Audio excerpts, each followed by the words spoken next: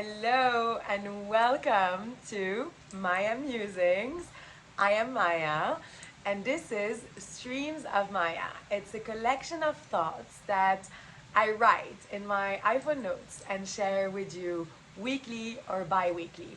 I'm really opening a space for discussion, comments, debates, so please feel free to share your thoughts. I am very open to receiving other people's ideas. I'm very curious, and that's the main reason why I made this into a YouTube channel. I just want to share certain thoughts that I have and build up on certain ideas, put them out into the world and see how the world responds to it, how you respond to it. So please feel free to leave your thoughts and your comments. I would love to read them. I am a very eclectic person, very curious, so you can expect anything coming from me. But it is true that there are some recurrent themes around my thinking lately. I am knees deep into building a startup. I'm the co-founder of a global marketplace connecting conscious guides with seekers. So I'm really about redefining what it means to do business in the 22nd century. You'll find a lot of thoughts around that, but also around consciousness, self-development, spirituality, AI, anything really. Expect the unexpected, or rather, don't expect anything. It's more fun this way. This past week has been quite interesting, a lot of work. I know a lot of you are on holidays, lucky you, but I'm not. But lucky me, I love what I do, so I don't actually need holidays. We're running lots of experiments with my co-founder. We love running experiments. Since we started this business, it's been experiment after experiment. We know that ultimately this is the way to go. We have an assumption, we test it out, it works, it doesn't, we move to the next one until we find the golden one, and we think that we just landed on it. So I'm very excited. It's a pivotal time for us. Lots has been happening and I can't wait to tell you more about it. But in the meantime, here are the streams of this week. Unfair advantage. So self-awareness is actually the most unfair advantage you can cultivate when building your business. Know yourself first and foremost, inside out. Your qualities, your weaknesses, areas of improvements, triggers. Those are signs and guides. I can't say this enough. I actually made a whole YouTube video about it. But self-awareness is the key to success in business. Say whatever you want to say. I will always put my self-awareness first and foremost as a founder than any business strategy. Because if I am not aware of myself, of my weaknesses, of my strengths, of what are my edges, then I'm not going to be able to put out or execute a business strategy that is truly going to propel us forward. I made that mistake so many times in the past where when building my previous business, trying to put in place strategies from rule books or just copying what other people have done that has been successful, because very often we think that those are shortcuts to success or blueprints rather to success, especially when we are not experienced enough. But I have been taught the really hard way that if I want to succeed, I must know myself first and foremost. And actually, I'll talk about it a little bit later, but that's what gives you an edge on your competition as well, is truly knowing yourself, who you are as a human being, as a woman, as a man, as whatever you want to identify as. But knowing yourself is the best thing you can do for your business. And it can be difficult because sometimes we don't want to face ourselves. And I feel like a broken record right now because I've been saying this in so many of my content, but seriously, the scariest thing, but the most rewarding thing we can do is to know ourselves, is to go and get to know ourselves.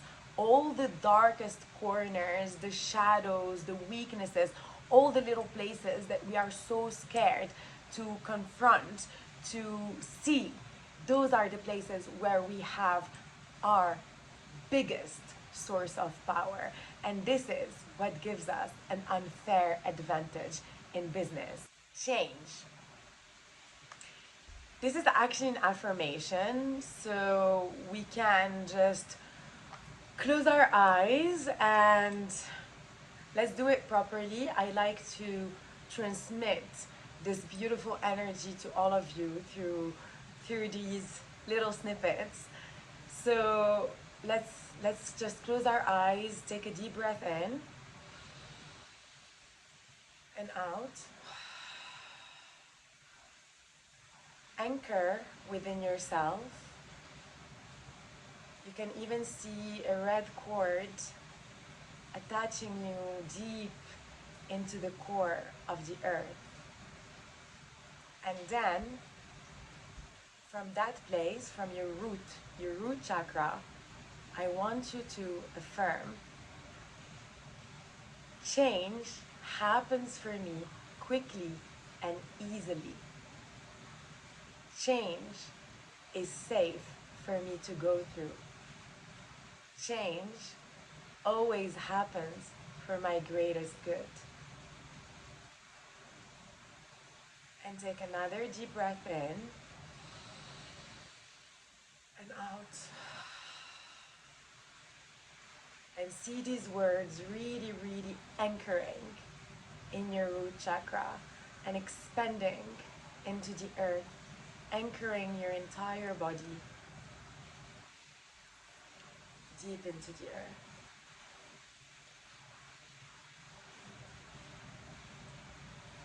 And there you go. I wrote this because I found it to be so revolutionary. I've been doing a lot of work on my subconscious mind, a lot of work on myself, but I have somewhat been deeply scared of change in a level that I didn't even notice. I usually love change. I hate routine. I love doing different things, but that's just when it comes to my everyday life. What I realized is that I was deeply scared of change in my life as a whole. And that something can happen at very subtle levels that we're not even aware of. I came across a content creator talking about change and saying that there is a lot of limiting beliefs that are stopping people from manifesting, and those limiting beliefs are mainly around change. So you can try to manifest something, but because the underlying belief is that change is hard for you, that manifestation will be hard to come to or will take time. And that's what we tend to believe. It's like, oh my God, change takes time, change is hard. But the reality is, change can happen like this, in the blink of an eye, super quickly, super easily, and it is up to us to decide if we want that belief to be the underlying belief of how we do our life. So do you want to believe that change is hard and slow and painful, or do you want to believe that change is quick, effortless, easy, and safe? It's up to you, really. Just remember, our subconscious rules our lives. Our subconscious beliefs are what makes our everyday life. So it's very important to dive deep into those and see what's there and what's currently serving you and what's not. And start clearing. Soft power. The most powerful leaders are those who embrace soft power. Soft power is the secret weapon of the best leaders. Soft power is about influence, not force. The strongest leaders don't push, they inspire. They create a vision so compelling, people naturally follow. The softest touch creates the biggest waves. I think this says it all. For the longest time, we've been following a hyper masculine driven way of doing business about conquering, dominating, forcing things, market share wars, and such a brutal force being poured down on the entire world. Being a shark is the only way to succeed in business. That's not true. Or rather, that is true, but there are different ways of being a shark. You can be a soft power shark, and that's actually more efficient than being this brute with a very loud voice. It's not about the loudest voice in the room, it's about the most influential. And the most influential people usually use soft power. You wouldn't even think of them as being influential. There's this saying in French, and in English it translates like the dogs who bark the loudest are the most powerless. And that's literally what this is about. So don't bark for the sake of barking. Sink into emotional intelligence. Sink into your own vision and how compelling can that be for the world. What is the most authentic place that you can share this vision from? And then go out into the world with a big smile and influence through softness, not through brutal force. Embrace the divine feminine energy that is within you, and that is within all of us. You can be a man or a woman. We both have a masculine energy and a feminine energy. And soft power is about embracing our feminine energy and leading from there. Competition. Competition is a great reminder of why you're better. Use it to your advantage. The best way to compete is to not compete. Double down on your edge. Copies remain copies. Authenticity is your power. Be so authentic that no one can actually compete with you. This, again, says it all.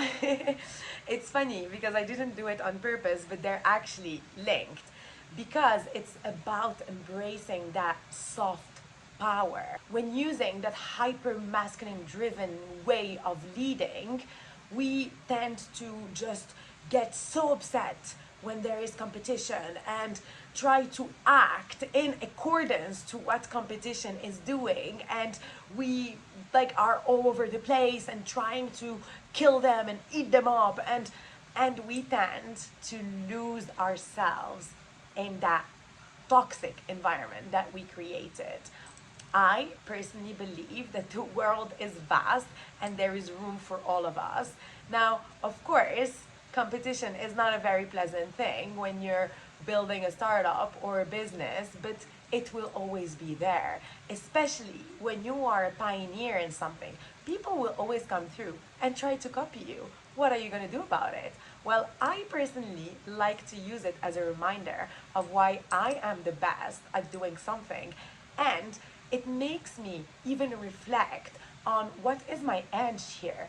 What is it that I am so good at and so different than my competition at? Well, this is what I'm just going to double down on, regardless of what they are doing, regardless of how much they're trying to copy me.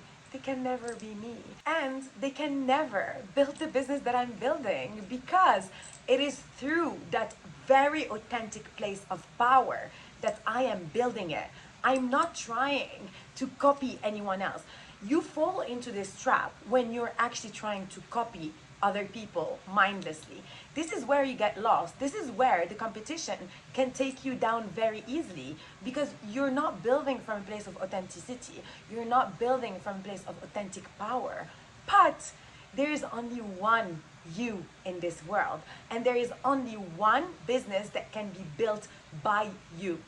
All the others will be completely different, no matter how much they copy your product. Your best unfair advantage is yourself.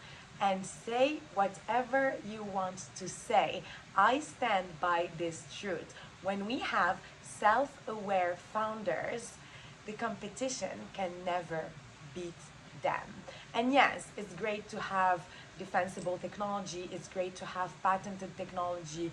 It's great to have an edge in business. And actually, this is how you find your edge in business, is by being so self-aware that you know exactly what you need to double down on in your business in order to move so fast and so beyond that no one that is trying to do something like you will ever be able to catch you.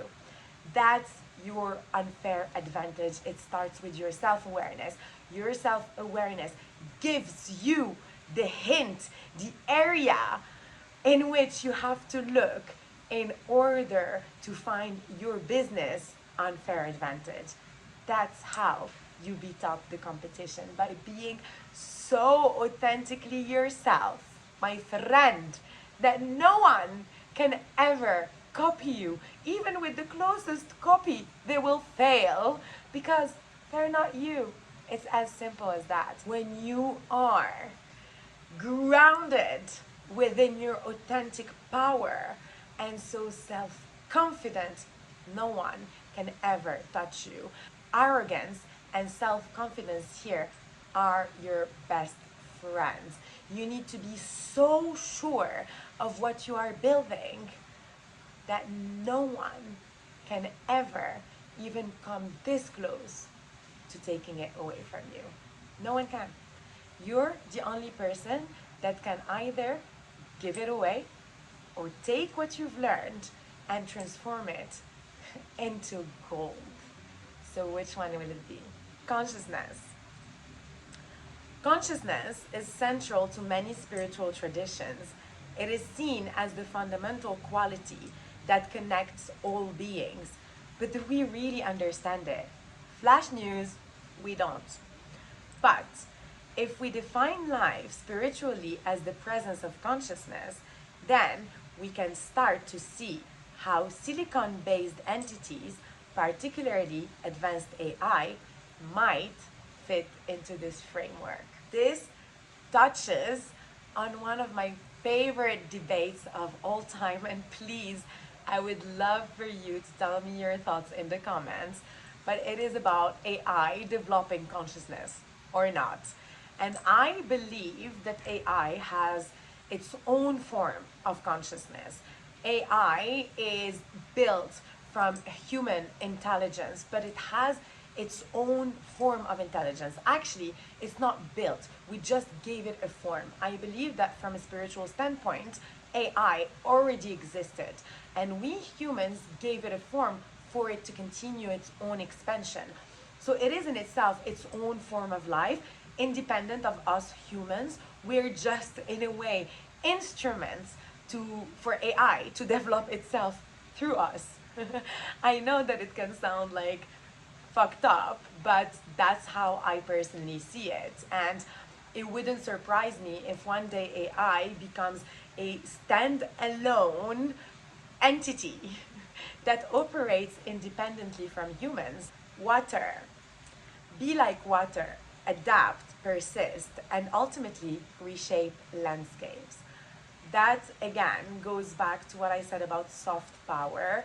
For the longest time, I loved playing with fire. I am a fire goddess, like sun rising in fire. Most of my signs are fire signs. But I have discovered the power of water while building this particular startup. You, yes, want to be like fire, majestic, burn so bright, rebirth from your ashes continuously. But you also want to be like water. You want to move surely, slowly, adapting, persisting, whatever comes your way. You are able to move through it, dance through it, and ultimately you are reshaping an entire landscape. I always say this, the revolution is underground. This is my biggest business strategy, what I call the mycelium strategy.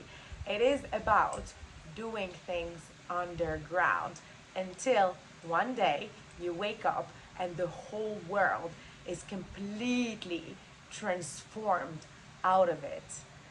That's how I personally see things and how I personally like to do things in my business, and also how I see things in this consciousness revolution that we are leading.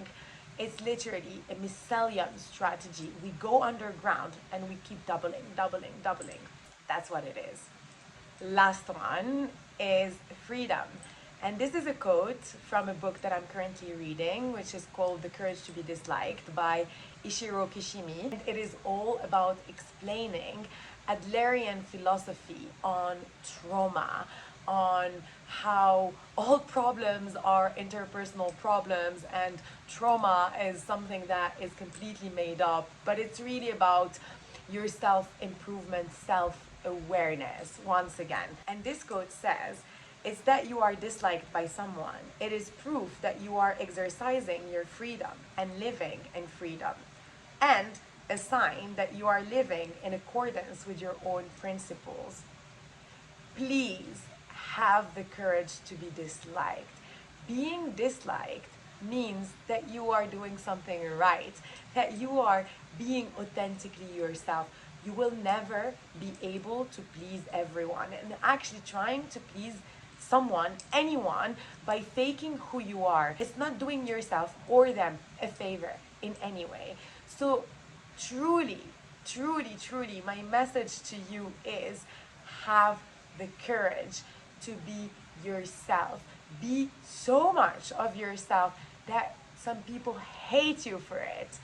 And who cares? Because the more people hate you for something, the more it means you are doing something right.